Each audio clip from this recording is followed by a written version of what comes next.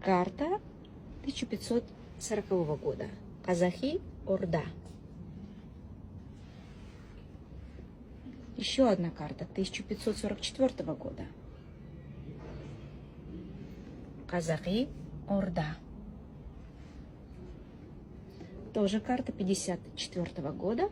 Здесь мы обозначены вот так. Казахия. Вот это потрясающая карта исследователя Дженкинса 1562 года. И здесь, вот смотрите, в 3 ряда написано Казахия.